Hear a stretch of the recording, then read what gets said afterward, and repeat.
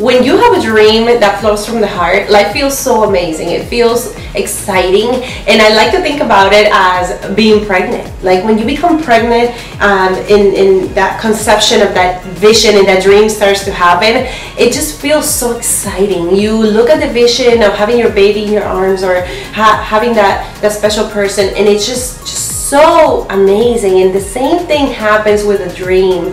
When we have a dream, it's just like a new thing that's coming, and we start expecting that new thing, that new vision, and get excited about that time of growth and a time of preparation. And so in the beginning, when you're making plans, it's so exciting and fun, and we feel enthusiastic. However, as time passes, all those emotions of excitement starts to subside, right? And so we cannot rely on those emotions to continue pushing forward towards our dreams. We have to remember that a dream comes with much busyness and lots of effort, painful effort. It's just like a pregnancy, and many people choose to abort their dreams when they realize how hard it's going to be and how much effort it's going to take. And today, my invitation to you is to think about it and not give up on your dream. To remember that even though it will take time, money, effort, inconvenience, discomfort, and all these difficult things and hard things, it will be worth it when you get to the other side, when you're holding that baby in your arms. And so don't be one of those people who give up. And I want you to remember 3 things that really moved me when I started my dream back when I was 13. So the first thing was to never forget who comes before you, your ancestors, those who gave their sweat, blood, and tears for you to be where you are today. Remember them and all they did for you. And I did this when I moved to the United States, when my parents took their 3 kids when we were 13, 5, and 8, and moved us to a new country because they were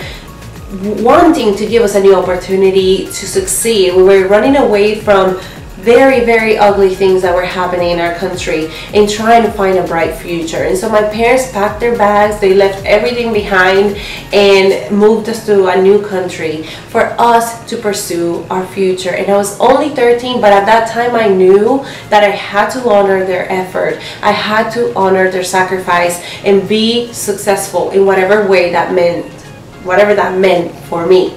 And I did it. And so as I was working towards my goals and my dreams at only 13, I knew that I was here to honor their sacrifice. So who has sacrificed for you, and who do you want to honor as you move towards your dreams?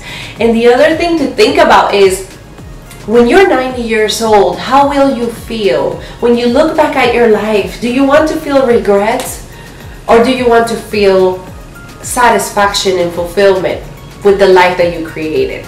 Ask yourself that question and let that move you. When I was working after graduating college, I was finding out that all the effort that I had put into for 5 years to pay for my entire college career with scholarships, to do the best internships, to be in the best positions in college, to get a great job and a beautiful career, were honestly impressive, but they weren't really aligned with what my heart was telling me I was here to do.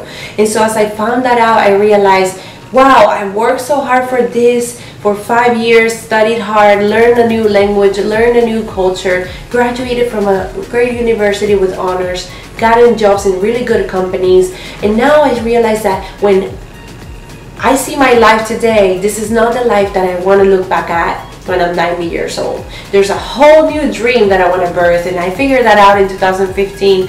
And so that's how my journey started. But it started because I knew that life is my masterpiece. This life is my masterpiece, and I wanted to be able to sit in my rocking chair when I was 90 years old, when I'm 90 years old, and look back and see this life that I've created.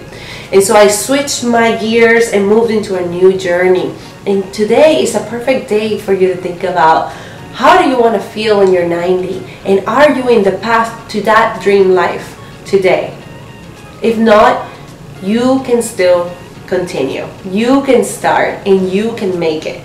And so that's how I went through that whole journey. And the last thing that really fueled my determination to do what I do today, which is helping people find their passion, their purpose, and empower them, was looking back and realizing this dream that I have in my heart that is moving me away from my marketing career into something beautiful is not mine. It's for me because I'm gonna enjoy speaking, I'm gonna enjoy teaching, but it's not for me. It's for the people that I'm here to serve. And let me tell you something, God gives you talents, gifts, and the personality that you have. He gave it to you for a reason, because there's people out there waiting for you to serve them. So ask yourself, how can I serve my people? And remember, it's not about you, it's about them. And in order for us to do that, we have to learn to die to ourselves. To die to our need to control everything, to die to our plans, to die to our timing, and trust God, the universe, or life, whatever you call it. So are you willing to die to yourself to go serve the people that you're here to serve? Are you willing to die to your reputation? I had to give up my reputation of that successful girl who works for Fortune 500 companies and marketing agencies. I had to give that up to start from scratch. But I was willing to die to myself, and I still have to try every single day. So are you willing to die to your reputation, to your the expectations of the people that you love and the people that surround you, to actually be reborn and live the dream that you have had in your heart and that God has put in your heart? Are you willing? And so remember these three things. Are you willing to honor the sacrifice of your ancestors who sweated and sacrificed for you by living in greatness? Are you going to be proud and excited and happy when you're 90 years old, sitting in your rocking chair, looking back at your life? And are you willing to die to yourself? To die to your fear of rejection, to die to your fear of failure, to die to your need to be approved, to go serve the people you're here to serve with your gifts, your talents, and your perfect personality? Are you willing? If you are, I encourage you to rise up and go out, live your best life, start that dream, and remember that God has amazing things in store for you. But you have to be willing to go through the pain. So see that baby, that dream baby, be a reality in your life. Thank you. And ask yourself, what's my dream? What's your dream? And go live it.